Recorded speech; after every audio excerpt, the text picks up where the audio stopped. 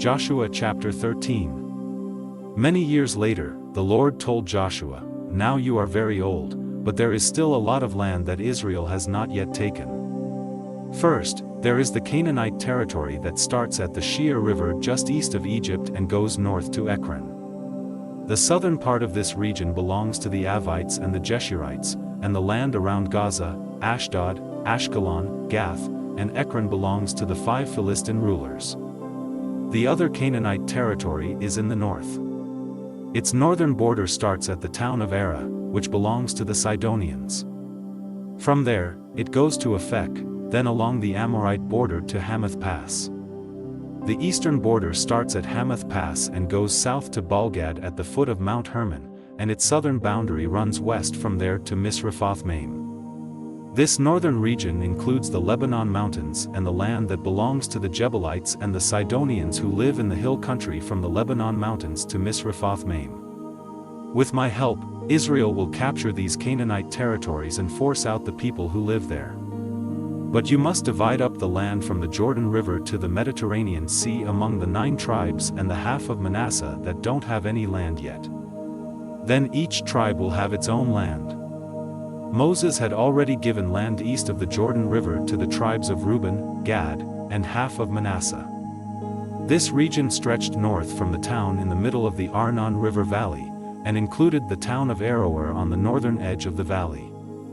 It covered the flatlands of Medeba north of Deepen, and took in the towns that had belonged to Sihon, the Amorite king of Heshbon. Some of these towns were as far east as the Ammonite border. Geshur and Makkah were part of this region, and so was the whole territory that King Og had ruled, that is, Gilead, Mount Hermon, and all of Bashan as far east as Salekah. Og had lived in Ashtaroth part of each year, and he had lived in Edrei the rest of the year. Og had been one of the last of the Rephaim, but Moses had defeated Sihon and Og and their people and had forced them to leave their land. However, the Israelites did not force the people of Geshur and Makkah to leave, and they still live there among the Israelites. Moses did not give any land to the Levi tribe, because the God of Israel had told them, "Instead of land, you will receive the sacrifices offered at my altar." Moses gave land to each of the clans in the Reuben tribe. Their land started in the south at the town in the middle of the Arnon River Valley, took in the town of Aroer on the northern edge of the valley, and went as far north as the flatlands around Medeba. The Amorite king Sihon had lived in Heshbon and had ruled the towns in the flatlands. Now Heshbon belonged to Reuben, and so did the following towns in the flatlands: Dibon, Bamathbal, Bethbalmeon, Jahaz, Kedemoth, Mephith, Kiriathaim, Sibmah, Zerath-Shahar on the hill in the valley, Beth Peor, slopes of Mount Pisgah, and Beth Jeshemoth. Moses defeated Sihon and killed him and the Midianite chiefs who ruled parts of his kingdom for him. Their names were Evi, Rekam, Zur, Hur, and Reba. The Israelites also killed Balaam the son of Beor, who had been a fortune-teller. This region with its towns and villages was the land for the Reuben tribe, and the Jordan River was its western border. Moses also gave land to each of the clans in the Gad tribe. It included the town of Jazer, and in the Gilead region their territory took in the land and towns as far east as the town of Aroer just west of Rabbah. This was about half of the land that had once belonged to the Ammonites. The land given to Gad stretched from Heshbon in the south to Ramath-Mizpeh and Betanim in the north, and even further north to Mahanaim and Lidbor. Gad also received the eastern half of the Jordan River Valley, which had been ruled by King Sihon of Heshbon. This territory stretched as far north as Lake Galilee, and included the towns of Beth-Haram, Beth-Nimrah, Sukkos, and Zaphon. These regions with their towns and villages were given to the Gad tribe. Moses gave land east of the Jordan River to half of the clans from the Manasseh tribe. Their land started at Mahanaim and took in the region that King Og of Bashan had ruled, including Ashtaroth and Edrei, the 2 towns where he had lived. The villages where the Jair clan settled were part of Manasseh's land, and so was the northern half of the region of Gilead. The clans of this half of Manasseh had 60 towns in all. The Manasseh tribe is sometimes called the Machir tribe, after Manasseh's son Machir.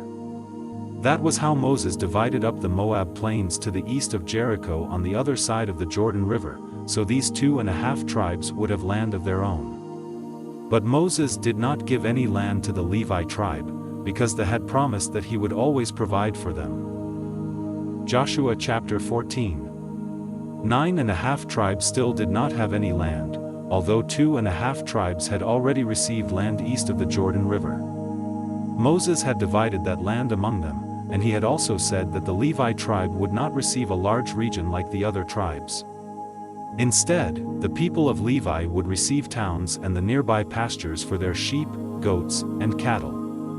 And since the descendants of Joseph had become the 2 tribes of Ephraim and Manasseh, there were still 9.5 tribes that needed land.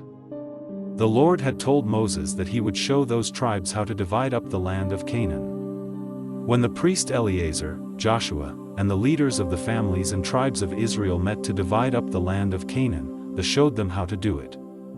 One day while the Israelites were still camped at Gilgal, Caleb the son of Jephunneh went to talk with Joshua. Caleb belonged to the Kenaz clan, and many other people from the Judah tribe went with Caleb. He told Joshua, "You know that back in Kadesh Barnea that talked to his prophet Moses about you and me. I was 40 years old at the time Moses sent me from Kadesh Barnea into Canaan as a spy. When I came back and told him about the land, everything I said was true. The other spies said things that made our people afraid, but I completely trusted the God. The same day I came back, Moses told me, 'Since you were faithful to the God, I promise that the places where you went as a spy will belong to you and your descendants forever.'" Joshua, it was 45 years ago that they told Moses to make that promise, and now I am 85. Even though Israel has moved from place to place in the desert, that has kept me alive all this time as he said he would. I'm just as strong today as I was then, and I can still fight as well in battle. So I'm asking you for the hill country that they promised me that day. You were there.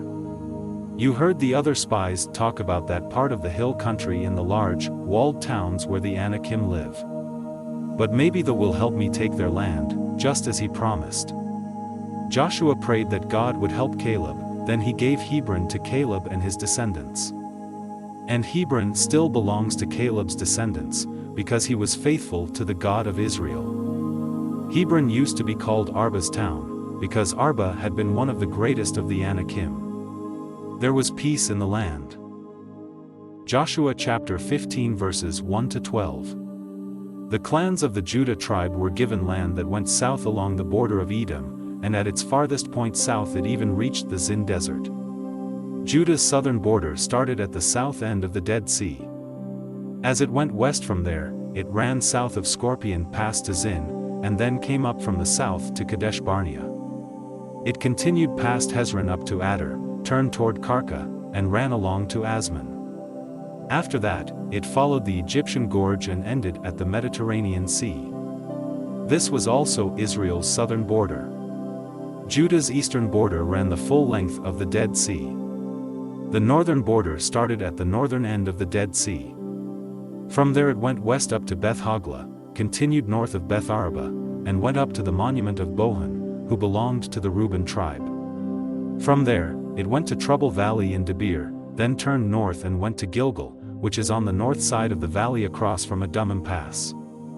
It continued on to En-Shemesh, and Rajal, and up through Hinnom Valley on the land sloping south from Jerusalem. The city of Jerusalem itself belonged to the Jebusites. Next, the border went up to the top of the mountain on the west side of Hinnom Valley and at the north end of Rephaim Valley.